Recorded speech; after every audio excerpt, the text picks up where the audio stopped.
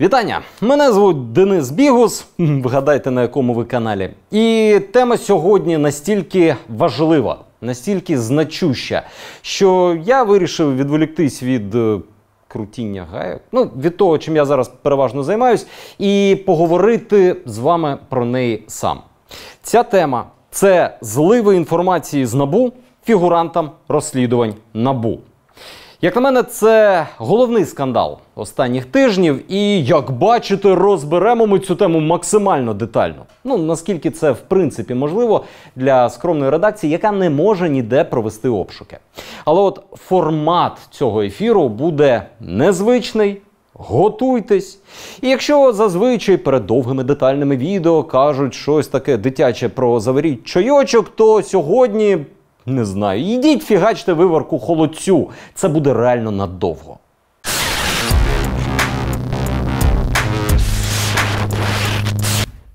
Що важливо розуміти до того, як ми почнемо? Перше і головне. НАБУ тече. Це поза сумнівами. В цьому сходяться усі сторони скандалу, про який зараз піде мова. І саме це найважливіше. Дані про розслідування не те, що опиняються у тих, в кого не мають. Вони ще й опиняються там в реал-таймі. Для мене особисто найбільш шокуюча річ в тому, що за останні дні я поговорив з дуже багатьма джерелами в правоохоронних органах. І всі вони, без винятку, відреагували на цю тезу «Тю, це що, новина? Та в нас вже по курілках всі давно це обговорюють». І, як ви знаєте, я на пару рочків випав з комунікації, і от для мене це ніхіра собі новина. Вибачте за здивування, але ж ніби не про райвідділок якийсь говоримо, а про ціле... Друге. Формат цього відео буде дуже сильно відрізнятися від того, що ми зазвичай робимо. Тому що традиційно спочатку редакція веде розслідування, збирає, обробляє дані, потім видає чітке відео з результатом. Сьогодні я розповім вам і про весь процес. Будуть не лише факти, не лише офіціоз, а й розмірковування, вагання, мої якісь безпосередні враження. Чому саме так? Тому що я хочу розповісти цю історію якомога більш повно. А багато значущих елементів в цій історії ґрунтуються на моїх розмовах оф-рек. Ці розмови важливі, вони задають контекст, але я не можу їх цитувати. Втім, можу переповісти. Це все для того, щоб у вас була можливість зробити і свої висновки, а не лише послухати мої. Сподіваюсь, холодець ви вже поставили, бо довгий вступ завершено, і ми починаємо ще один довгий вступ, тепер вже самої історії. Але до цього давайте на секунду вийдемо зі студії, бо а, хочеться подихати, і б, мені треба віддати давній борг. Свіже повітря. Так, віддаю борги. Оце мій Nissan Pathfinder 2014 року, останній зі справжніх Pathfinderів. Абсолютно очевидно, що брав я його дуже сильно не новим. І допомагали підібрати живий екземпляр мені оці чуваки. Вони називаються Carfinder. І цей чемодан геть не перша беушна тачка в моєму житті і в моїй родині, яку саме вони допомагали підібрати. Чому? Тому що я відверто ніхіра не розбираюсь в автомобілях. Я знаю, що треба, ходити, про щось питати, але про що саме питати, я не в курсі. Цим займаються вони і займаються з власного досвіду прям шикарно. Вони знімають абсолютно всі проблеми з тебе, коли тобі треба перебрати мільйон об'яв і передивитись 1000 машин. В них є представники в усіх великих містах. Вони, тут я встиг в останній момент, дивляться автомобілі молодші 10 років і ціною від 10, здається, тисяч доларів. Тобто ідеальний 30-річний Passat вони вам не підберуть, тому що їх не існує. А так, ще раз з власного досвіду дуже раджу. Чому це віддаю борги? Тому що ми домовилися з ними про рекламу ще навесні 22-го року, але весь час було якось не до цього, вони весь цей час дуже терпляче чекали. В них є інстаграм, де є різні їхні історії підбору, а в них є сайт, на який посилання під цим відео. І так, це реально більше особиста порада, ніж прям дуже сильна реклама. Тому що ціна на цю рекламу ще з 22-го року, там взагалі не про гроші. Хороші хлопці. Починаємо ми з великого будівництва. Масштабної програми реконструкції автодоріг, розгорнутої після приходу Зеленського на Банкову. Дороги – штука, беззаперечно, дуже потрібна. Але от ціна цих доріг, вибір дивних підрядників за цю ціну, фітнес-тренерок там різних – це резонно викликало багато питань. Були численні журналістські, та й не тільки журналістські, розслідування по таким же численним епізодам. Ідеологом програми великого будівництва називали Юрія Голика. Термін «ідеолог» пану Юрію, скоріш за все, подобається. Термін «куратор великого будівництва» точно не подобається. А саме його використовували в тих статтях, які писали не про «яка прекрасна дорога», а наскільки більше кілометрів прекрасної дороги можна було б збудувати, якби гроші не розкрадались. Втім, хоч куратор, хоч ідеолог, пан Голик особливої презентації не потребує. Можемо коротенько. Прийшов з медіаменеджменту, після революції став радником Валентина Резніченка, а Резніченко – керівником Дніпропетровської області.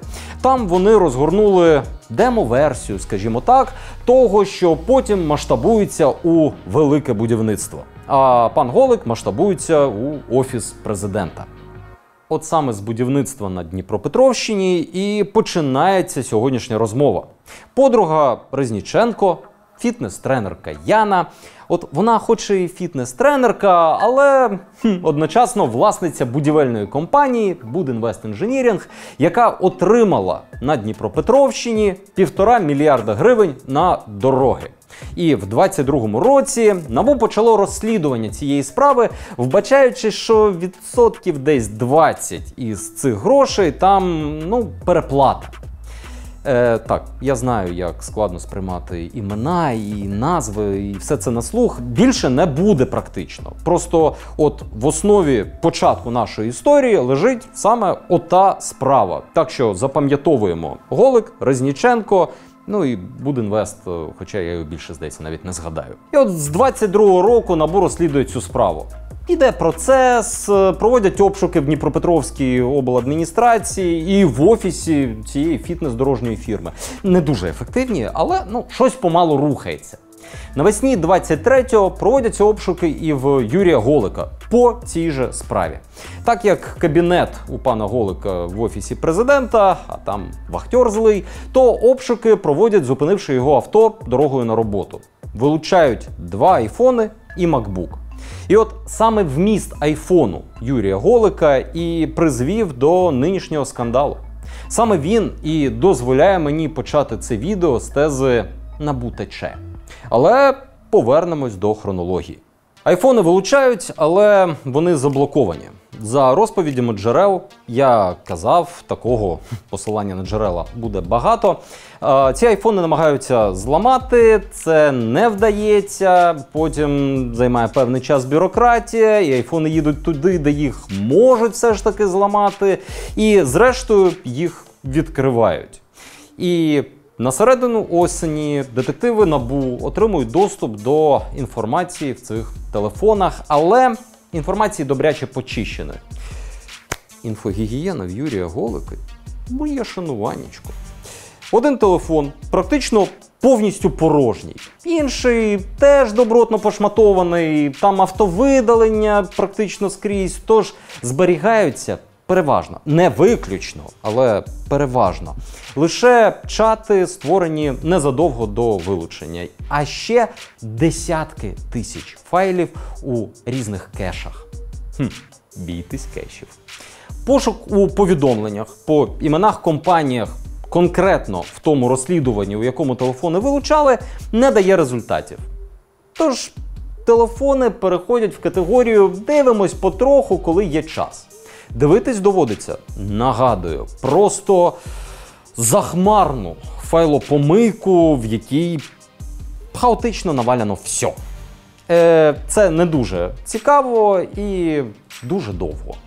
Можу зрозуміти насправді, якщо ви не уявляєте, про що йдеться, знайдіть кеш свого браузера і подивіться, як він виглядає. Але з часом серед цього браузерно-інстаграмного сміття знаходяться скріни повідомлень. Серед цих скрінів як внутрішні документи НАБУ, так і скріни листувань, які доволі однозначно вказують на те, що хтось з антикорбюро тримає пана Голика в курсі справ. Причому як по дорожніх розслідуваннях, так і по деяких інших йому цікавих. Пан Голик, припускаю, тримає в курсі справ всіх інших причетних. Як ви пам'ятаєте, я почав з того, що у протіканнях НАБУ всі, виявляється, давно впевнені. От просто нарешті з'явилась предметна зачіпка. І контекст цих повідомлень, як бачите, вони будуть, але слухайте всю історію в хронології, вказують на імовірну причетність до витоків заступника директора НАБУ Гізо Углави. Більш детально про фактичні повноваження і роль пана Углави в НАБУ ще буде в наступному блоці, але вже варто запам'ятати, що це людина, яка в бюро з дня заснування. Весь цей час на посаді заступника директора. Але директора змінюються, а Гізо Углава залишається. В період зміни директора він фактично виконує його роль. Причому про директорів, Ситника, потім Кривоноса, ви знаєте, про них бувають новини, ви про них чули, а про Углаву, може, і не чули. Але от зараз час запам'ятати це ім'я. Тож, цього квітня детективи НАБУ, які знайшли ці дані, їх якось там систематизували, офіційно повідомляють директора НАБУ і керівника управління внутрішнього контролю НАБУ про отаку халепу.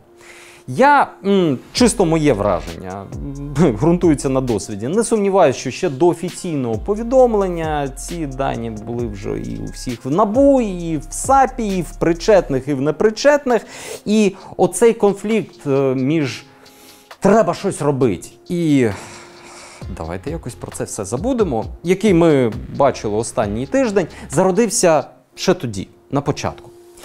І тим цінніше, що оцей офіційний хід дали. Цьому можу щиро подякувати. В плані, уявіть, ви прості детективи, і у вас є дані, які нехай і обґрунтовано, але все ж ще просто натякають на те, що справи зливає керівництво. Ці обґрунтовані натяки настільки там якось заміксовані в сміття, що їх навіть губити не треба. Просто клікай далі, проїхали, забули. І вам, скоріш за все, вже ясно, що от система цим даним не рада.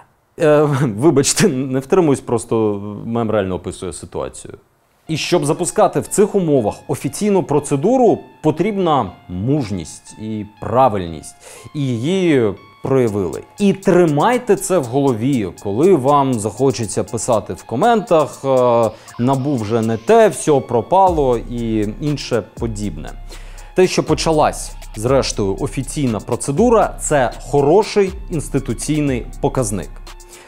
До речі, подібне написали і в описі цієї історії в «Дзеркалі тижня». Ми багато в чому явно йшли спільними шляхами, і стаття хороша, і, я думаю, схоже. Проблема в тому, що навіть після повідомлення директору НАБУ, це, нагадаю, рік тому обраний Семен Кривоніс, не відбувається нічого. Є процедура, за якою після подібної заяви директор НАБУ офіційно має повідомити генпрокурора або керівника САП і зареєструвати провадження. Але ще 2-3 тижні нічого не поростає. 24 квітня повідомлення від детективів, а реєстрація цього повідомлення в НАБУ лише 2 травня, а реєстрація самого провадження аж 10 травня. Це 3 тижні. І оця бездіяльність на початку ще більше переконує всіх, а я не сумніваюся, що на той момент вже просто знали про це всі, що підозри не безпідставні. Не в юридичному сенсі підозри, а в побутовому. Управління внутрішнього контролю НАБУ не виявляє ентузіазму щось там особливо контролювати. Є різні версії, чому, не буду на них зупинятись, бо ми все ще не продрались через вступ, на хвилиночку. Зазначу лише, якби внутрішня реакція в НАБУ на знайдене була адекватнішою, згідно з законом, це могла б бути історія ефективного саморегулювання. Не замовчування, саморегулювання органу, а не оцей весь публічний позор. Так, 10 травня реєструють провадження, САП починає розслідування. 22 травня у учасників листування проводять обшуки. Обшуки не так, щоб ефективні. Фігуранти обшуків явно в курсі, що до них прийдуть. Факт обшуків і справа, в якій вони ведуться, моментально стають публічними. І в той же день у інфопросторі з'являються дві тези. САП продався Офісу Президента і пресує НАБУ. НАБУ продалось Офісу Президента і все зливає. Всі продались Офісу Президента, нема часу на деталі. Потім все стало подаватись як якийсь політичний конфлікт САП і НАБУ. А тема «Є системна проблема з витоками» і нарешті шанс встановити джерело з питання «А хто ж зливає?» звузилась до винятково углава чи неуглава. Ще через день підвезли конспірологічних теорій і зрештою цю історію почали крутити взагалі як кому заманеться.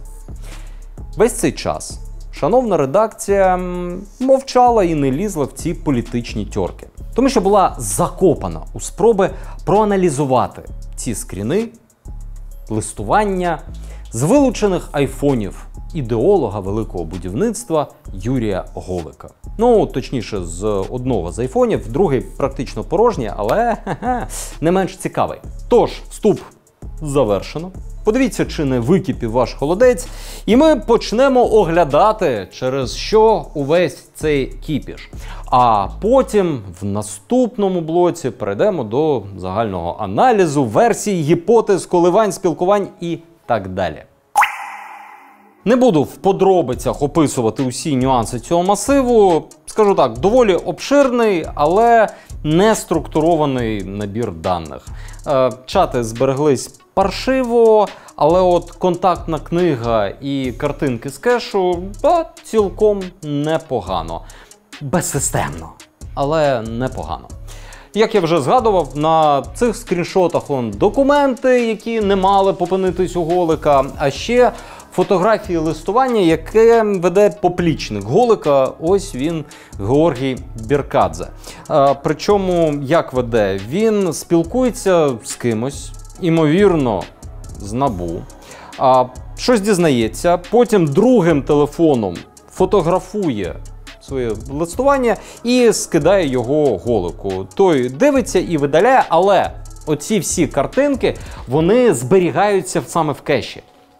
Треба якось коротко представити вам пана Біркадзе, власник будівельного бізнесу, потім прибився до Банкової, пік адміністративної кар'єри Броварська райадміністрація недовго, потім кабінет в ОП, близькість до Голика і доступ на численні ефіри держканалів. Завдяки цим ефірам, я так думаю, ви його зараз і згадаєте. Взяти відбудову. Сьогодні ми знаємо, що 37 мільярдів ми тільки вклали, вибачаюсь. В телефоні Голика десятки вхідних від Біркадзе, в скрінах Біркадзе безліч любові до шефа, а взагалі позиції пана Біркадзе в офісній ієрархії непогано описує, ілюструє ось цей чат. Я його навіть коментувати не буду. Через 30-40 минут буду. Не спеши. Уехали в Финляндию. Офис пустой. Нет, я приду и буду там сидеть. Не хочу, чтобы меня шеф ебал, что не хожу. Так, героїв представив, треба запам'ятати лише трьох. Юрій Голик, велике будівництво, Офіс Президента, шеф. Георгій Біркадзе, підлеглий, теж кабінет Офіс Президента. І Гізо Углава, заступник директора НАБУ. Тепер відбираємо те, що в телефоні стосується НАБУ і витоків інформації, розвішуємо в хронології і дивимось. Тут, до речі, треба дивитись вертикальками, ну це ми намагались, значить, чат імітувати. 31 травня 2021 року у 10:09 в кеші телефону Голика з'являється ось цей лист. Шановний Артеме Сергійовичу, цей лист надісланий в НАБУ. Вміст листа безпосередньо стосується Юрія Голика, там з посиланням на статті сайту «Наші гроші» йдеться про створення дорожнього картелю, розкрадання, тра-та-та, нічого нового. В принципі, Від кого цей лист? Не видно, але загалом це не має значення. Важливо наступне. Оцей перший лист прийшов в НАБУ, він стосується Голика, і у НАБУ він зайшов 27 травня, зареєстровано, отримано, а у Голика опинився через 3 дні. Хоу! Дивись, лист адресований Ситнику, скажете ви. Все, справу розкрито. Ну ні, не поспішайте, тому що Ситник потім піде. А от традиція пересилати листи Голику, вона залишиться. Важливий ще такий нюанс. Ми не бачимо, хто саме відправив фото набушного цього листа Голику. Але практично одразу з його приходом на телефон, через 15 хвилин після того, як на своєму телефоні Голик відкриває це повідомлення і з'являється кеш, він зберігає також в телефоні новий контакт – Георгій Біркадзе. І я дуже пов'язую ці дві події. 8 жовтня 2021 року в телефоні Голика з'являється ще один лист на НАБУ. Лист, який приходить в НАБУ нібито від Радіо Свобода. В цьому листі теж фігурує Голик, Картель і так далі. Я чому кажу нібито від Радіо Свобода? Тому що це точно не лист від Радіо Свобода. Він взагалі, знаєте, дуже сильно схожий на оцю срань, яку інколи відсилають ніби як від нашої редакції, де написана якась маячня, якийсь безумний запит або там якісь безумні лякалки, а-ля «Директор колгоспу, ти корупціонер, ми йдемо за тобою». Підпис BIOS, да? До речі, якщо вам надходить якась така подібна фігня, нібито від нашої редакції, то будьте вже ласкаві, перепитуйте в нас. Пошта під відео завжди можна написати і сказати, це ви присилали чи ні. Якщо там повна ахінея, то ні, це не ми. У будь-якому разі, відволікся, сорі. 8 жовтня заходить лист. Він про Голика. Уже 11 жовтня фото цього листа в НАБУ опиняється в телефоні Голика. І, до речі, знов 3 дні. Ну, виглядає як отримали, прочитали, розписали, передали керівництву. Так, далі. Далі цікавіше. 14 жовтня о 9:14 ранку з'являється скрін листування, я так думаю, Біркадзе, зважаючи на обшуки, з абонентом японець Валера. Хто ж такий японець Валера? Ну, взагалі, японцями у політичних колах називають набушників. Я гадки не маю чому, абсолютно не в курсі, просто, ну, так кажуть, якось так історично склалось. Оцей Валера тепер, коли вже в нього одночасно з Біркадзе провели обшуки, ми знаємо, що це детектив відділу Д2 НАБУ Валерій Полюга. Д2 – це специфічний відділ детективів під прикриттям. І це не той відділ, детективи якого знайшли усе це листування. Втім, про Д2 ще поговоримо, поки що, читаємо повідомлення. Повідомлення написані Валерієм о 1:30 ночі. Вони короткі. «Я тільки освободився, ти спиш». Відповідь о 9 ранку. «Братик, привет. Конечно, спал в час ночи. Вчера Зёма говорил, что вы что-то отмечали. Я тебя очень прошу, мы с Колей хотим встретиться с тобой до понедельника. У братика в парусі или там, где ти скажеш». Цю відповідь розберемо детальніше. Відмічати 13 жовтня у НАБУ могли, скажімо так, день народження НАБУ. Воно взагалі 14 жовтня. В цей день проголосували закон.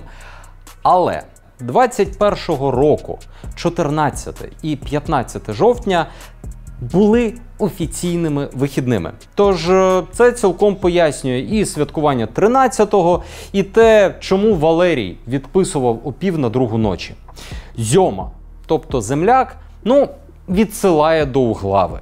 Це не твердження, але це, погодьтесь, цілком обґрунтоване припущення.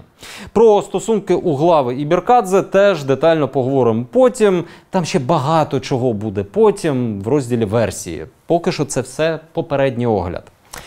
А от Коля, з яким треба зустрітись до понеділка, це, скоріш за все, Микола Беззубенко. Хороший знайомий Біркадзе, колись впливовий СБУшник, потім радник в Офісі Президента, ну і, звісно, герой наших ефірів, у якого якраз є офіс в Парусі. Кількість діячів ОП на одного набушника Валеру, звісно, захмарна. 25 листопада 2021 року у телефоні Голика з'являється фотка телевізора. Перед телевізором лежить каска великого будівництва, в телевізорі виступає Біркадзе.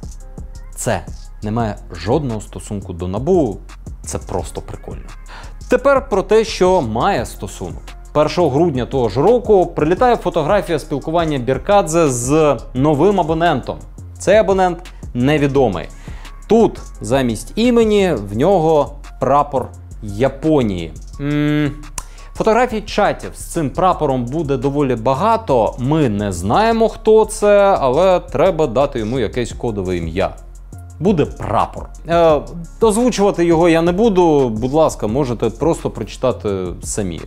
Біркадзе тут зелений, прапор попереджає, що БЕП збирає інформацію по шефу Біркадзе, Голику, і вони анонсують зустріч на вихідних. І який же збіг? Бюро економічної безпеки, БЕП, в той час дійсно розслідувало діяльність цілої низки будівельних дніпровських фірм, серед яких, зокрема, і ота фітнес-дорожна контора, з якої ми почали. 6 грудня.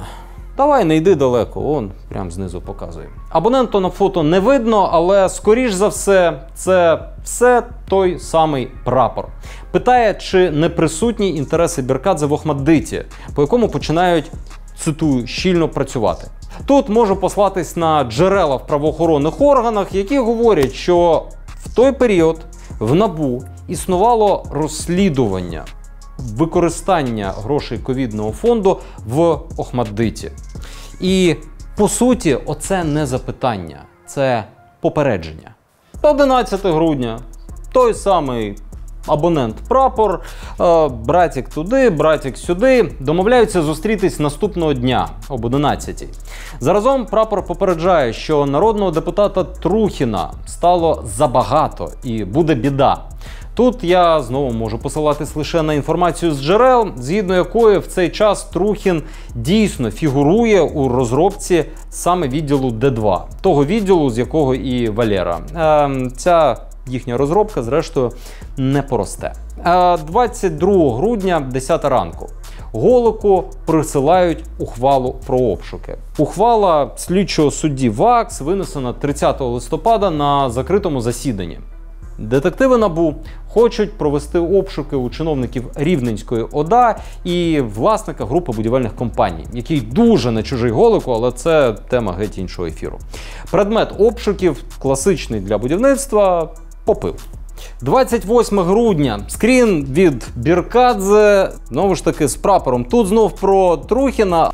30 грудня. Це чергове фото листування Біркадзе і прапора. Там інформація про якусь справу по конвертах і трохи пафосу про переживання прапора за Голика.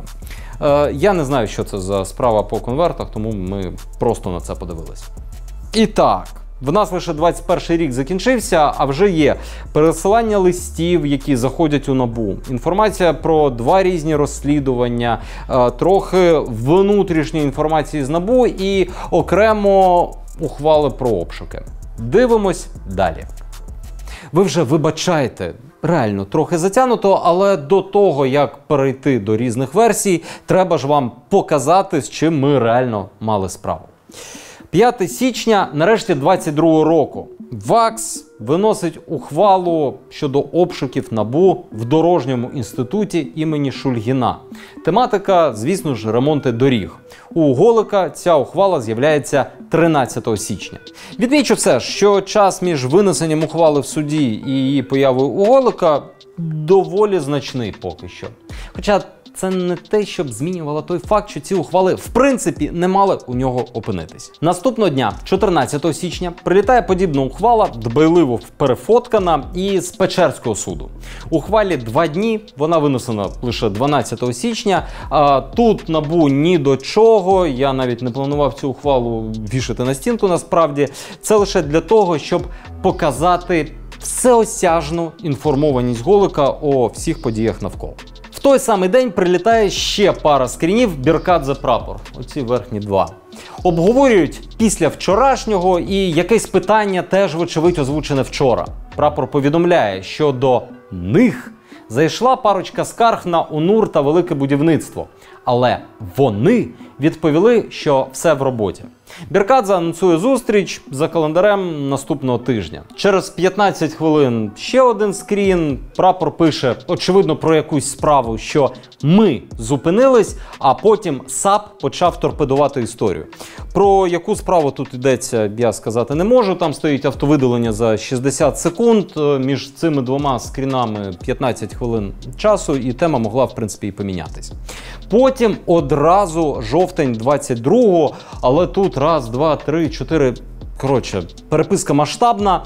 І так, ви зараз її побачите на екрані. Зачитувати я її не буду, а буду, поки вона скролиться, говорити, що ми тут бачимо. Спочатку, вона має скролитись, тому давай скроль. Починаючи з оцього нижнього і потім повільненько. Бачимо ми тут наступне. Спочатку обговорюють тяжку долю Біркадзе, якого чи то знов нікуди не призначили, чи то підрядів не дали.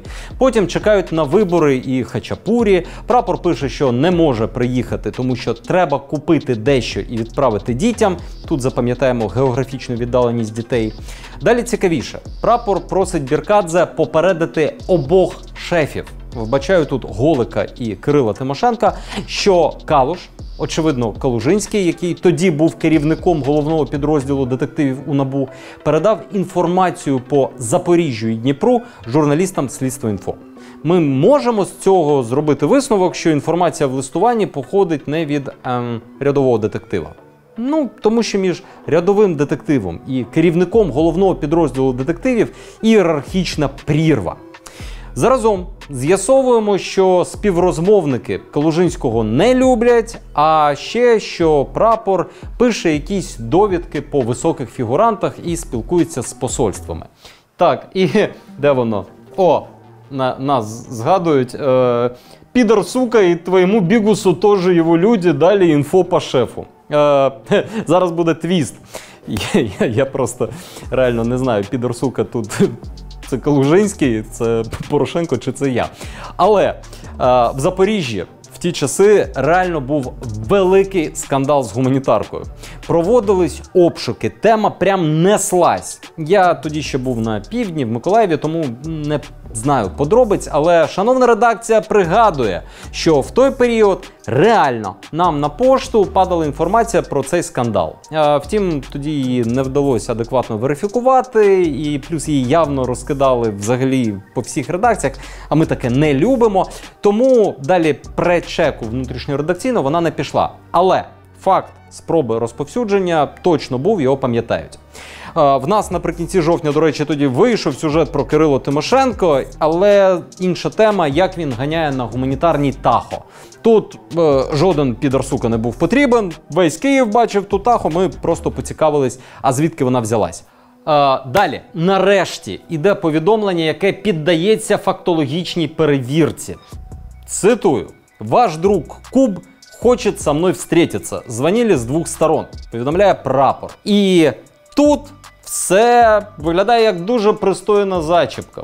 Потрібно лише дізнатись, з ким саме у ті дні зустрічався колишній міністр інфраструктури Олександр Кубраков. Взагалі-то текст в мене написаний так, що я це вам прямо зараз і кажу, але я передумав, перенесемо це трохи на пізніше. Поїхали далі. В наступних повідомленнях про Кубракова йдуть певні неприязні характеристики. Колись Кубраков був сумлінним членом команди Голика і Тимошенко, а потім відколовся, і там його вже не люблять. Наостанок знов домовляються про зустріч. Так, наступний день. 10 жовтня 22 року. Тут ще одна довжелезна переписка, в якій Біркадзе просить у прапора поради, чим йому займатись. І прапор викатує перелік варіантів. Це оцей третій внизу, да-да, веди, знімай. На першому місці серед цих варіантів «Получить подряди». Ну, там написано капслоком. Дивіться, от цей епізод має окреме значення, і ми його ще згадаємо. Поки що я його вам показую, щоб ви, можливо, поставили на паузу і прочитали, і склали якісь свої особисте враження, а потім подивимось, чи воно в нас співпаде. 20 жовтня. У Голика опиняється, не знаю, як її назвати, це той документ посередині, аналітична записка з НАБУ щодо якогось одеського СБУшника. Вміст взагалі не має значення, має значення, що це явно внутрішній продукт Національного антикорупційного бюро. 1 листопада 2022 року з'являється скрін, який ми взагалі поки що тримаємо в секреті, він нам знадобиться далі. 25 листопада. Лист НАБУ в Укравтодор, верхній, тут вже взагалі нема чому дивуватись. 21 січня 2023 року з'являються найцікавіші скріни. Оце синя. Це не Телеграм, який був раніше, це переписка в Сігналі. І це не листування Біркадзе з прапором. Судячи з усього, це листування Біркадзе із самим Голиком, яке останній заскрінив, щоб перекинути комусь далі. Біркадзе передає суть розмови, яка в нього відбулась буквально за хвилини до створення цих скрінів. Співрозмовник передає, що вдома нічого обговорювати не варто, що якась справа по явно Голику буде закрита, і закривати її будуть до призначення нового керівника, бо неясно, що буде, коли новий керівник прийде. І в цей самий період дійсно йде конкурс на директора НАБУ. Що у справі, по якій біг Калужинський, нічого суттєвого не знайшли. Що треба перевірити квартиру. Тут смішне про «зділую окна», але ми в редакції думаємо, що це просто Т9 пошалив. І «зділую окна» – це хтось, хто і має перевіряти квартиру. Що йде серйозна війна з К. За контекстом це Калужинський і Ситником. Що Калужинського точно не буде в НАБУ, бо співрозмовник Біркадзе категорично проти і не хоче з ним працювати. Так, зрештою, і станеться згодом, Калужинського підуть. Що співрозмовника Біркадзе атакують за зв'язок з Біркадзе і Тимошенко. І ключове, що в НАБУ є декілька справ. Одна у Калужинського, і там нічого небезпечного для Голика немає. Інша не у Калужинського, який, нагадаю, головний над всіма детективами. І от в цій справі, яка не в нього, є велика небезпека для Голика, є дані від підрядників, готуються експертизи, і оце треба терміново закривати. В цей момент спробуйте запам'ятати, що НАБУ не моноліт, там ведуться дійсно справи, які не у віданні головного детектива. І от це листування мені видається просто найінформативнішим. Протягом 23-го року в телефоні Юрія Голика з'являються там ще запити від НАБУ до держорганів, але погодьтесь, на фоні іншого це взагалі не дивує. Цей блок я хочу підсумувати останнім чатом. Це вже живий чат. Андрій крутить головою, його немає на стіні. Це не скріни. Це чат, який відбувся незадовго перед вилученням телефонів між Юрієм Голиком і Юрієм Голиком. Як ви пам'ятаєте, телефонів було два. Один, про який ми говорили весь цей час, і другий. Вилучений, але зачищений ще краще. Я маю версію, що цей другий телефон використовувався не стільки для спілкування, скільки для ведення нотатків і взагалі зберігання найбільш чорнуш в сенсі чуттєвої інформації. Так от, 27 квітня 2023 року з одного на інший телефон пересилається повідомлення. Думаю, щоб потім перекинути його далі ще комусь вже з публічного номеру телефону. Воно звучить так. «По нам все тихо. Из следственной группы, которая работала по нам, осталось 2 человека. Остальных перекинули на гуманитарку по Львовской и Ивано-Франковской. Тыкаются, где можно сделать экспертизу. Вроде договорились в Харьковском институте, но мы не дергаемся. Адвокаты сами все решат по-тихому. Телефоны в рамках этого дела с контроля сняты все. Решения на обыске закончили сроки действия, за новыми они не обращались, наружного наблюдения НСРД сейчас по нам нет. Це хороший фінал для блоку про огляд листувань, це поганий фінал для слідства. Втім, через тиждень після цієї пересилки буде обшук, телефони вилучать, ну і от ми тут дивимось на це все. Тепер давайте видихнемо. Ви викинете те, що у вас вже точно згоріло на плиті за цю годину, і ми перейдемо від отакого хронологічного огляду до загального аналізу того, так а що ми тут всі бачили?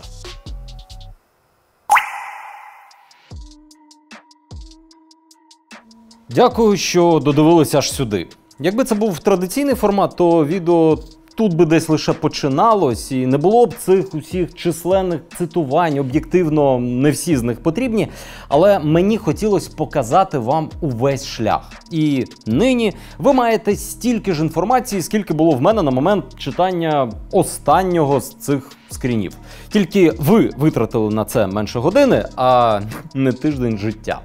Якісь окремі коментарі до окремих листувань я вже давав, час загального аналізу. Давайте подивимось, що ми можемо встановити про співрозмовників Біркадзе. Їх два – Валера і Прапор. З Валерою все просто. Завдяки обшукам ми знаємо, що цей Валерій – це співробітник НАБУ підрозділу Д2. Треба пояснити про це Д2 і чому я на ньому так акцентую, бо це специфічний підрозділ з особливим підпорядкуванням. На час цих листувань структура НАБУ була така. Є підрозділи детективів, і всі вони, крім Д2, підпорядковувались Андрію Калужинському, керівнику головного підрозділу Так, назву його просто головним детективом. Потім цю посаду і Калужинського прибрали, але це зараз не суттєво. Тоді він був. Але Д2 – особливий підрозділ, який спеціалізується на оперативній діяльності і роботі під прикриттям. І він завжди підпорядковувався напряму Гізо Углаві, в обхід головного детектива. В них там свої справи в цьому підрозділі і своя атмосфера. І от Валерій саме звідти. Але з ним все і так ясно, хто він і звідки. Давайте дивитись, що ми можемо сказати про нашого Прапора, спираючись, знову ж таки, на листування. Він з НАБУ. Ми почали, ми пригальмували протиставлення свого відомства САП, спеціалізованій антикорупційній прокуратурі, яка наглядає за справами НАБУ і лише НАБУ. Ну, тут, здається, нема питань. Він має доступ до інформації з усього НАБУ. Фігуранти, які згадуються в листуванні, запити і ухвали, які пересилались – це справи детективів з різних підрозділів. Тобто це навряд чи посада рядового детектива. Він має доступ до кореспонденції НАБУ, до листів, які туди надходять, до запитів депутатів. Він спілкується з посольствами, ну, як мінімум з одним. Веде презентаційну, скажімо так, діяльність. Він в курсі про дії і справи керівника детективів Калужинського. В нього конфлікт з Калужинським. І дуже важливе, це з цього листування Біркадзе в сигналі, на якому я акцентував, ну, після перекуру з його джерелом. Це джерело, воно розділяє справи, які є у нього, і справи у Калужинського, що надзвичайно корелює з існуванням підрозділу Д2, який Калужинському не підпорядковується. Так, ну і більше того, в нього є можливості впливати на закриття справи. На свої справи це джерело може впливати доволі просто. Про справи у віданні Калужинського, ну, воно в курсі і явно має доступ до інформації, але з впливом на них складніше. Так. Тобто, це інформація, очевидно, не від рядового детектива, а когось з керівників. Взагалі, усі ці можливості відповідають лише вищому керівництву НАБУ. Двом директорам, Ситнику і Кривоносу, але в різні періоди цих переписок Ситника вже не було, Кривоноса ще не було, а події, як ми бачили, йшли. Заступнику директора НАБУ Гізо Углаві, який був протягом усього цього часу, і все. Ну, тобто, коли я завершив роботу з цими скрінами, я просто не зміг пригадати нікого іншого, хто, в принципі, міг би знати все, що на них описано. Причому я прям старався. Ну, може ж бути в теорії якась секретарка в приймальні, яка завжди в курсі всього, і от вона... Але вона навряд би вела війни з керівником детективів, чи поділяла справи на свої та його. Ну, коротше, сова на глобус не пакується. І тут уважний глядач згадає, що можна взагалі не теоретизувати. В нас була фактологічна зачіпка. А саме, на зустріч до прапора напрошувався Куб, в якому за контекстом дуже вгадується колишній міністр інфраструктури Олександр Кубраков. Що простіше – подзвонити і спитати. Подзвонили і спитали. У Олександра Кубракова дійсно саме в ті дні була зустріч з кимось з НАБУ. Через 5 днів після листування, в якому прапор каже, що Куб напрошується до нього на зустріч. 15 жовтня Кубраков зустрічався з заступником директора НАБУ Гізо Углавою. То що, справу повністю розкрито? Особу прапора встановлено, заступник директора НАБУ роками зливає інформацію в ОП, передає вітання і турботу Голику і Тимошенко, я мразота, яка витратила годину вашого часу замість одного скріна і одного дзвінка Кубракову. Ні. Думаю, так, ні, мабуть. Якщо відмотати десь на тиждень-два тому, коли я плюс-мінус завершив розмотувати вміст усіх цих скрінів, абсолютно все вказувало на Углаву. І тим не менш, я практично переконаний, що абонент, який пише під нашим ніком прапор, це не він. Тин-тин! Оце так поворот! Бачите, в день обшуків, проведених у Валерія Полюги і Георгія Біркадзе, історія набула продовження. Вона стала публічною. Редакцію завалили дзвінками різні люди, в яких було своє бачення цієї історії, свої інтереси в ній. І всі вони знали, що в нас є це листування, і ми його аналізуємо. Секретність, звісно, як з дозволом США наносити удари по Росії. Ну, то таке. Зазвичай подібне спілкування не має багато сенсу, бо фактаж є фактаж, але фактаж вже був проаналізований, попередні висновки вже були зроблені, сподіватись на тишу вже не доводилось, то чому б і не поговорити. Зокрема, в мене була можливість вислухати аргументи, як би це сформулювати, працівників НАБУ, переконаних в невинуватості Гізо. Це, знову ж таки, люди, причетні до діяльності саме близького Гізо підрозділу Д2. Я далі спакую аргументацію з декількох розмов в одне, тому що це розмови оф-рек, та і всі вони були доволі однакові, ну просто як під копірку. Аргументи були наступні. Углава офіційно не має функцій, які стосуються слідства. Він займається винятково адміністративними задачами, ну там машини для обшуку забезпечити і інше таке, побутове. Мало не завгосп. Я перепрошую, звучить тупо як образа моїм інтелектуальним здібностям. Ну, не треба так.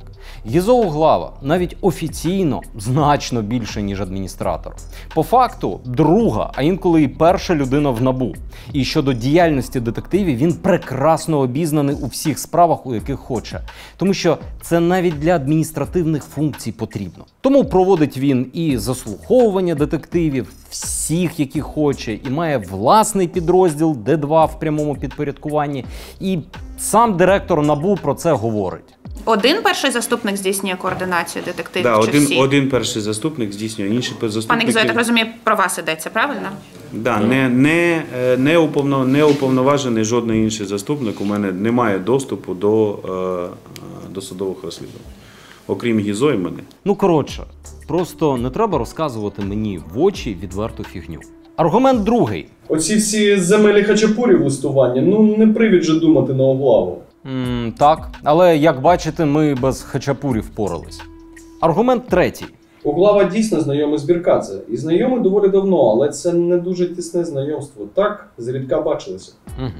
Ну, я пам'ятаю, що обіцяв вам детальніше про їх стосунки розповісти. В плані я чув, вони більш дружні, ніж їх презентують захисники пана Углави.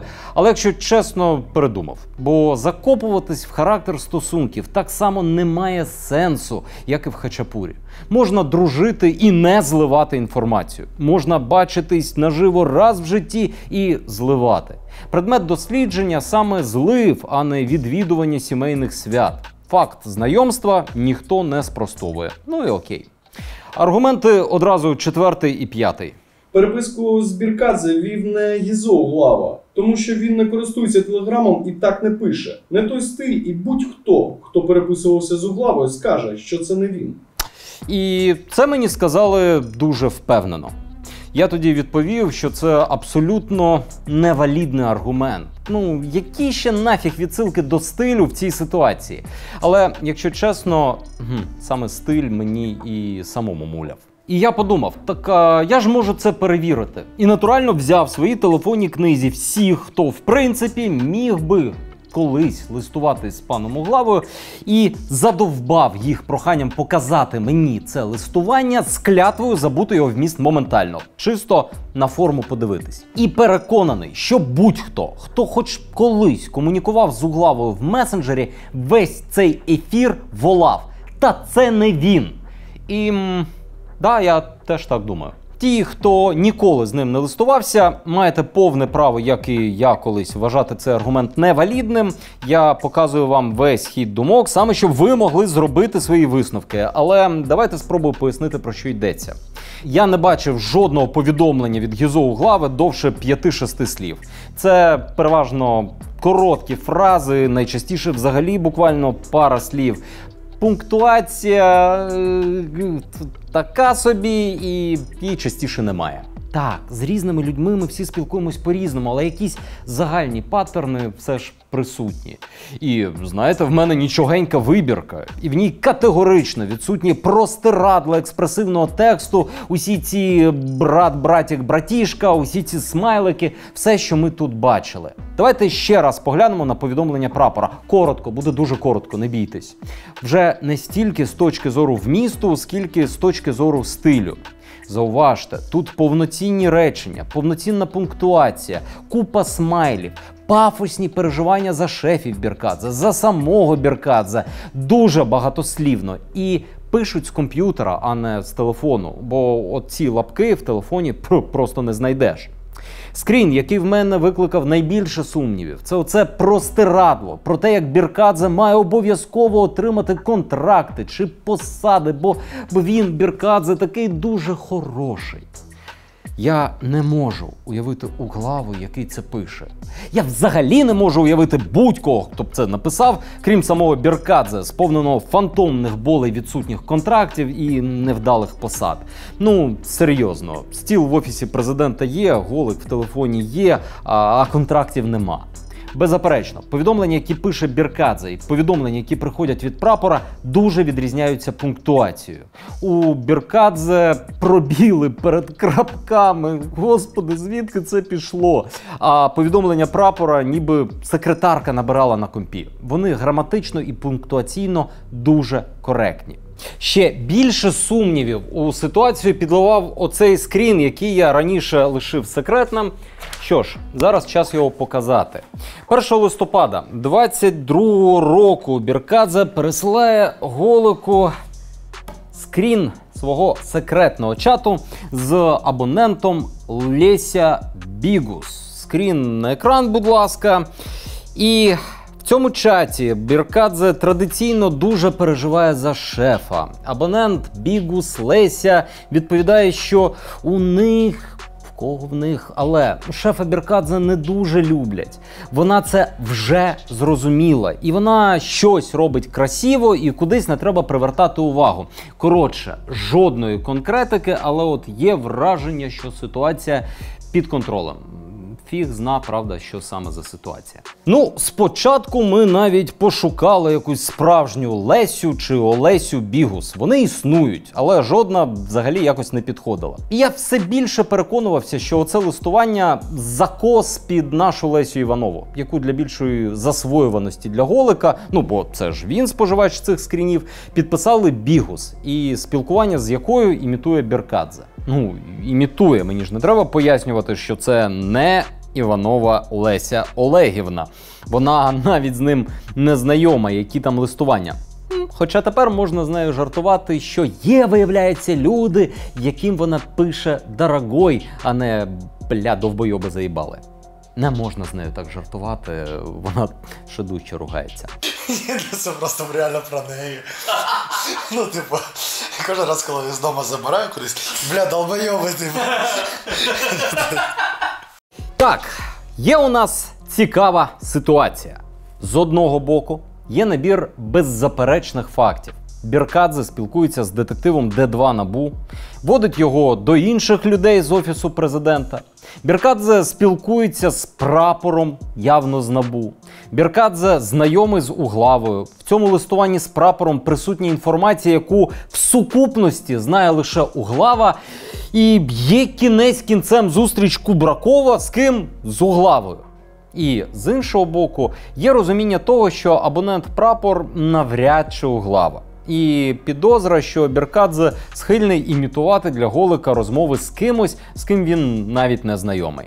Ну, якийсь мікро шанс залишу на те, що все ж існує якась Леся з прізвищем Бігус, і в неї не люблять Голика, але ні. Відчуваєте конфлікт версій? А дарма. Жодного конфлікту тут насправді немає. Достатньо лише розділити злив інформації як факт. Він точно був, просто тому що Біркадзе, навіть якщо це він пише сам собі, володіє інформацією, яку інакше, як від керівництва НАБУ, не отримати. Так от, розділяємо злив інформації як факт і оце листування. Ну, як медійну обгортку для цієї злитої інформації, щоб презентувати керівництву, заразом дописавши про свою неземну любов до нього і таку необхідність контрактів чи посад. І от десь на цьому етапі стало зрозуміло, до чого все зрештою прийде, але все ще залишалась одна єдина людина, з якою я не поговорив, і в якої були точні відповіді на всі питання. Ну, сам Біркадзе, це ж його скріни. Тож я йому подзвонив і домовився про зустріч. Перша зустріч з Георгієм Біркадзе в нас була фактично через день після обшуків в нього. Це була зустріч без камер і запису. І пан Біркадзе здивував тим, що його розмова не просто назагал повторювала те, що я раніше чув від представників підрозділу Д2. Виникало відчуття, що вони написали декілька абзаців на папері і всі разом їх завчили. Не бачу сенсу приховувати тези з тієї розмови, адже він обіцяв дати і коментар на відео, де обіцяв сказати все те саме. Просто, знаєте, щось цей коментар вже двічі переносився, і я от зараз, в момент запису студії, не знаю, так поговорили ми з ним нарешті під запис чи ні. Тези такі. Це листування не з Углавою, ні-ні-ні-ні, це він сам писав. Ну, не сам писав, когось просив, але це ніби як і сам писав. Інформація не від Углави в жодному разі, інформація від різних друзів з правоохоронних органів. Піпець полегшало. Але в жодному разі не від Углави. Від друзів. Від яких друзів він не скаже, і з яких органів він теж не скаже. Навіщо він сам собі писав ці скріни? Ну, щоб підвищити свій статус в очах Голика. Голик що, ідіот вірити в оці скріни? Ні-ні-ні, Голик не ідіот. Ніколи не вірив, що оце листування з Углавою. Але він 2 роки косив під Углаву, хоча Голик не вірив, що це Углава. Він не косив під Углаву. Ну, а може і косив під Углаву. Яке взагалі наше діло? Він що хотів, то і писав. Все, ключові тези і весь сумбур тієї розмови я передав. Ключове. Біркадзе настільки хотів переконати, що під аккаунтом «Прапор» пише не Углава, що сам запропонував пройти поліграф. Окей, хто б відмовився? Вперше в історії редакції ми провели дослід з поліграфом. Важливо, поліграфологів шукав я, питання теж складав я, і ці питання були значно обширніші і ґрунтовніші за переписка з Углавою чи ні. Було про все. Починаючи від безпосередніх витоків з НАБУ, закінчуючи, хто злив Біркадзе, інфу про обшук у самого Біркадзе. Якщо чесно, я не думав, що це трапиться, але нехай не з першого разу Георгій Біркадзе дійсно дійшов до поліграфологів. До того, як я зачитаю результати, треба в двох словах пояснити, що таке власне поліграф і як це працює.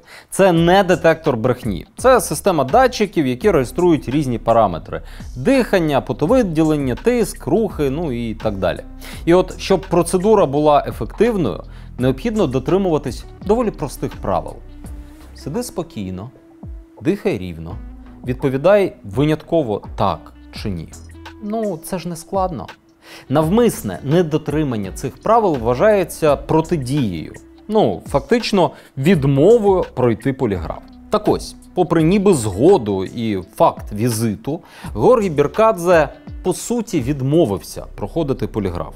Ну, точніше, активно протидіяв процедурі. Він затримував дихання, потім дихав часто і дрібно, відповідав довгими тирадами, сіпався, тремтів. Коротше, робив все, щоб дані були засмічені. Цитую. Це унеможливлює формування висновків щодо таких питань перевірки, як чи причетний Біркадзе до отримання конфіденційної чи службової інформації з НАБУ, чи відомий йому той, від кого він отримував таку інформацію, ну і так далі. О, момент. Дізнавшись про цей висновок, Біркадзе на наступний день увірвався до офісу поліграфологів, влаштував скандал, забрав у них поліграму, це оцей запис всіх показників, і зараз, думаю, шукатиме того, хто зробить йому по них якийсь висновок, який його влаштує, хоча впевнений, набагато кращим варіантом йому було б пройти якийсь офіційний поліграф в рамках офіційного слідства.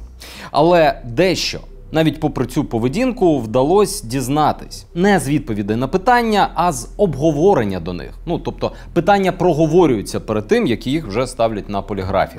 І так я вперше почув про Олега Олеговича. Цитата з висновку.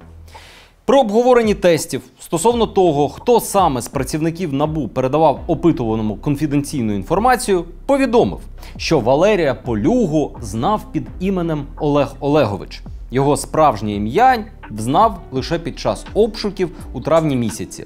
Погодився з тим, що Олег Олегович та Валерій Полюга – це одна особа, проте під час запису тесту змінив свою думку та дав розгорнуту відповідь, що не знає таку особу Валерія Полюгу. А треба було сказати так чи ні, тому відповідь порчена. Але ми з цього отримуємо нове знання. За версією Біркадзе, він спілкувався з Валерієм Полюгою як з Олегом Олеговичем. І лише після обшуків дізнався, що той взагалі Валерій. Ну, типу, це має відсилати нас до такої версії про спецоперацію. Із оцим знанням і скрінами, де співрозмовника звуть Валерій Японець, і скрінами, на яких Валерій когось заїбашив, ми і відправляємось на інтерв'ю з паном Біркадзе. Забіжу наперед. Це інтерв'ю загалом відповідає вмісту нашої першої розмови, яку я там вже раніше передавав. Ну, типу, нічого не знаю, сам собі писав, яка інформація, все вигадував, або це були просто чутки. З ким говорив, не пам'ятаю, з ким не говорив, не пам'ятаю. Це все тому, що це заговор Калужинського і Кубракова проти Гізо і Тимошенка. І взагалі, чому ми про це знімаємо, а про те не знімаємо? Давайте знімайте про те, ну і так далі. Це перша в моїй практиці розмова, яку я завершив словами «Досить, закінчуємо, я не можу більше слухати цей трендьош». Може, навіть сказав піздьош. Ну, кажу, нерви вже не ті. Але декілька фрагментів з інтерв'ю я все ж таки покажу. Перший, звісно, про Валеру, якого Біркадзе знав як Олега Олеговича і ніколи не знав як Валеру. Я могу тебе сказать, что такого человека, я знал человека с именем Олег Олегович. Я не знал человека по имени Валера. И эту переписку я точно не переписывал. Тобто в телефоні? Если ты мне покажешь где-то другое, я тебе скажу. Может так или не так. Я тобі зараз все покажу. Да. Тільки є момент, значить, є набір скрінів, які ти скидаєш в голову. Серед них є Валера, і це жовтень 21-го року. А тепер ти кажеш, що ти взагалі про існування, Я не знаю Валери. про існування Валери з НАБУ. Оцього самого конкретно Я Валери. конкретно не знаю. Дізнався лише коли прийшли з... Ні, дивись. Я дізнався, як його прізвище. Тепер згадаємо скрін про попередження «Тебя нет в Ахмаддете». Я не знаю, кто шеф. Ну, в чем вопрос? Вопрос, в чем вопрос? Вопрос в Ахмадете? Вопрос в Ахмаддете. Да, так, а в чем проблема? То есть ты считаешь, что по поводу Ахмадета могли написать только набушники? То есть не могли написать ДБРовцы, не могли написать СБУшники? Справа була в навушниках. Так подождите, при чем здесь справа? И вопрос. То есть не могли ли это месяц написать с ДБР, что типа ДБР там работает или что? Піпець. Чисто для протоколу. Зливи інформації з ДБР потенційному фігуранту – це так само фігово, як і зливи інформації з НАБУ. Ну, але там розуміння того, що правоохоронні органи в принципі не мають його попереджати про те, де вони ведуть слідство, воно відсутнє як явище. Втім, вже через 5 хвилин ми приходимо до того, що Біркадзе сам з собою імітує для Голика все ж когось з НАБУ, але не Углаву, не Углаву. І Голик теж не вірив, що це Углава. Нет, ну, еще раз, слушай, Голик... Голику ти це продавав, як кого? Третий раз повторяю. Да. И ты как будто третий раз ты не понимаешь. Еще раз.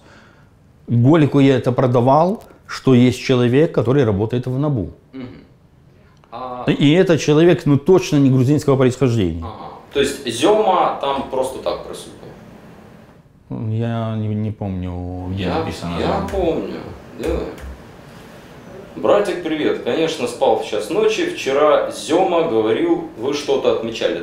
Я еще раз говорю, что вот этот, но я не готов это подтвердить, я это не помню, реально.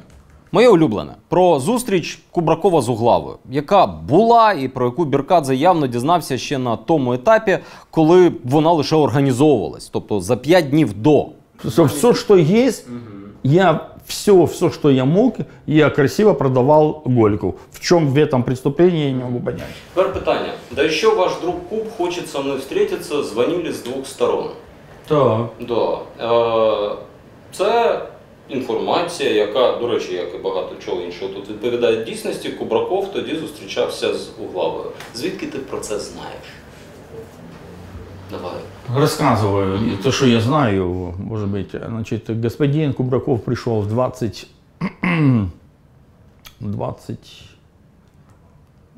конец 22-го року.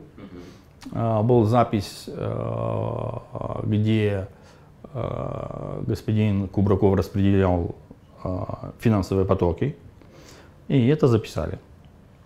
Господин Кубраков пришел сдаваться в НАБУ и решил, что будет неплохо, если его не будет никто трогать, и сдали ему детектива по фамилии Рокун. Вот ты видишь, это тебе не интересно слушать. Зустріч Кубракова з Углавою. Це зустріч двох Я людей. Не знав. Ти я про не... неї пишеш за 5 днів до цієї зустрічі. А звідки ти про неї знаєш? А ти звідки знаєш за цю зустріч? Я не знаю. Ти про неї тут пишеш. Ну, а ты говоришь 5 дней. Да, я позвонив і спросив. У кого? У Кубракова. Зустрічався чи не зустрічався? Зустрічався. И называли тебе дату. И называли тебе дату. В людей є календарі. І так. Прикрыть. І так, ти за 5 днів до зустрічі Кубракова з Углавою в своєму листуванні типу як імітуєш. А зустріч Кубракова з Углавою. Так. Звідки ти знаєш про зустріч Кубракова з Углавою? Ну, наверное, скорее всего, что мне передал Кубраков. Да ладно. Да что? А что, не может быть такого? Мало видно. Да, вот ты видишь... Ну... Як версію запишу. Значить, Кубраков, в нього, здається, вже тоді... Нет, Кубраков, скорее всего, что он рассказал своему другу, Шкилю. Ну, а Шкиль, скорее всего, что рассказал своим друзьям. А ты друг Шкиля? Нет, я нет. Слава богу, я таких друзей и кумовей не имею. Там далі через кілька хвилин Біркадзе виходить на версію, що це він сам зустрічався з Кубраковим і писав сам про себе. І далі все взагалі зійшло на загальне. Речь идет тут про меня. Я что-то не могу понять, Почему я должен рассказывать вам о личной переписке, что я кому пишу? Вот какой вообще кому дело? Что я продавал Голику? Вот какое твое дело? Или какое чей дело? Ми ще на додачу виявили, що якщо в листуванні, ну в тому, наприклад, де Біркадзе описує після перекуру зі своїм джерелом, які справи в НАБУ є і як їх будуть закривати. Так от, якщо в листуванні не вказаний номер справи, то листування не вважається попередженням. Лайфхак. Я могу писать что угодно. Если бы вы здесь увидели бы, что там написано уголовное производство дела, написано, что завтра у тебя будут обшуки или предупреждение о каком-то преступлении, вопросов нет. А что я... ты пишешь... Значить, ты пишешь... твого листування з Голиком в сигналі. Зачитываем. То Да. дело, что по вам большое помните, сказал, что Где будет дело? его закрывать, это мне подарок. А, с кем Дело, вы дело с кем где? ви там, до речі, курили? В НАБУ. Дело какое? В НАБУ. Ну так какой? Есть номер дела? Ага, тобі ще номер справи там потрібен? Нет, ну послушай меня. Послушай. Я пишу человеку, что хочу. Ну, коротше, взагалі ніяких проблем, нічого кримінального, все в порядку. Что вот здесь криминального? Вот можешь объяснить мне? Вот что? Конкретно в цьому? Да. Ще нічого. Ти просто з співробітником НАБУ ходиш, ти в той момент вже в офісі, ти в той момент вже в офісі президента. І так, детектива НАБУ кружать два Послушай, персонажі. допустим, что я иду, допускаем, что я иду туда с сотрудником НАБУ. Дальше что?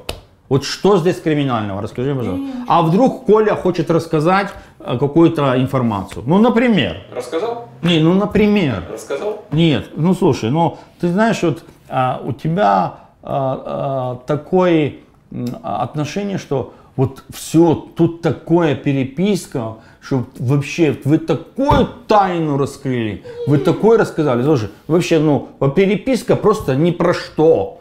Так, все, давайте фіналити. Я могу писать, блядь, Голику все, что хочу.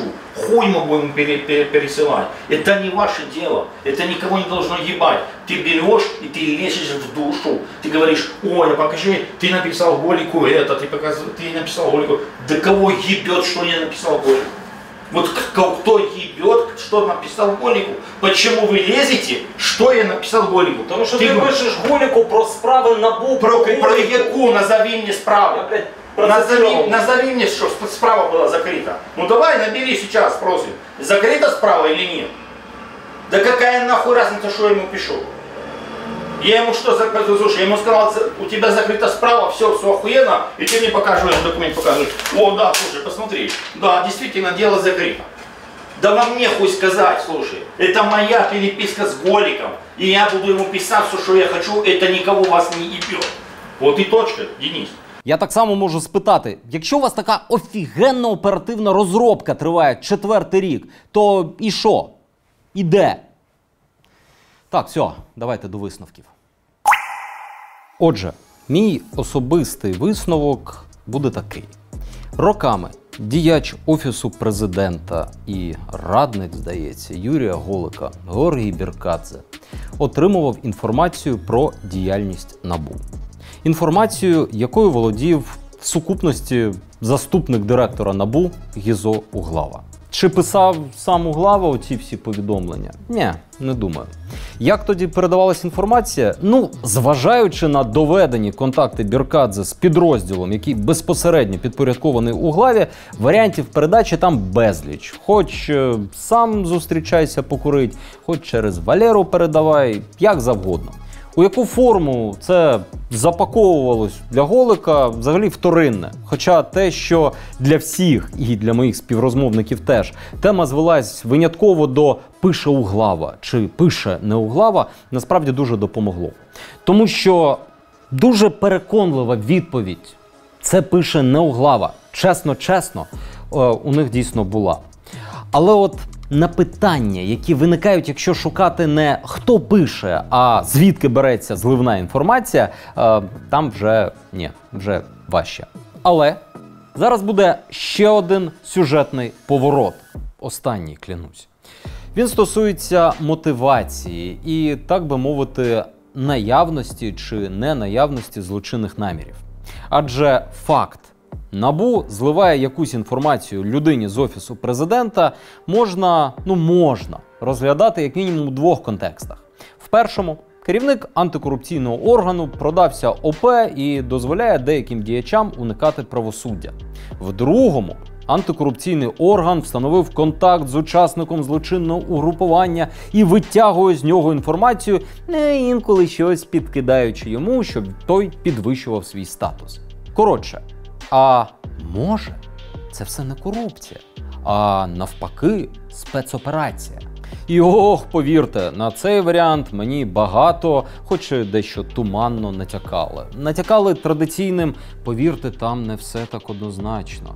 Натякали «там є подопльока». Натякали «ми зараз не можемо сказати всього, але колись правда стане відомою». І за великим рахунком, в якихось інших умовах, ця версія була б ідеальною чорною скринькою. В плані факт є, але що він однозначно означає, не розберешся. Корупція, операція 50/50. Я не сумніваюся, що на версії операція в НАБУ в результаті її зупиняться, бо інші пояснення вже взагалі не притулити. Однак тепер ця версія вже не дуже вписується в контекст. По-перше, у всіх моїх розмовах вона була, так би мовити, останнім бастіоном захисту. Тобто, класична лінійка. Спочатку так цього не було, потім це було, але не так, і в кінці це було так, але ви не те подумали, там не все так однозначно. Що справляє не дуже хороше враження, але чорт з ним, з моїм враженням. Відкинули, забули. По-друге, якби це дійсно була спецоперація, то всієї цієї історії просто б не існувало. Знаєте, який розвиток мали б події, якби це все було оперативною розробкою? Детективи одного підрозділу знаходять ці всі скріни, приносять директору НАБУ, приносять їх в управління внутрішнього контролю. УВК іде в сусідній підрозділ, з'ясовує, що на скрінах, скажімо так, відлуння оперативної роботи, не на словах з'ясовує, типу, братан, там все нормально, а бачить відповідні документи.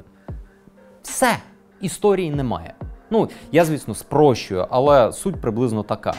Я, щоправда, навіть в цьому випадку сильно сумніваюся, що в ході оперативної роботи інформація має ходити до твого агента, уявімо, що Біркадзе агент, а не від нього до тебе. Здавалось би, все має бути прям навпаки. Але з цим би розбиралось УВК.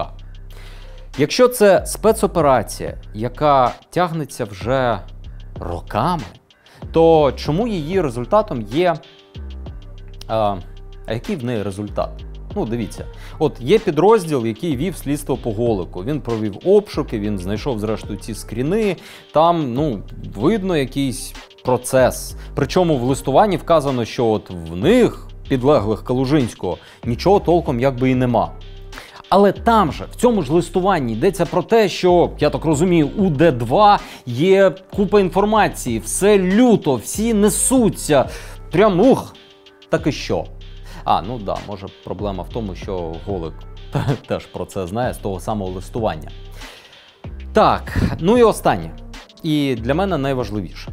Якби все в НАБУ було добре, якби там не було ніяких зливів інформації, детективи працювали без втручань, і оцих підстав, коли фігуранти обшуків знають про обшуки і чистять все наперед, то коли б я дзвонив в цій самій ситуації, в цьому самому процесі і питав, що це за скріни, що відбувається, то чув би у відповідь: друже, та це якийсь порожняк, в нас все нормально, все штатно, ми не відчуваємо ніяких витоків інформації, все працює. Слухай, може це спецоперація якась?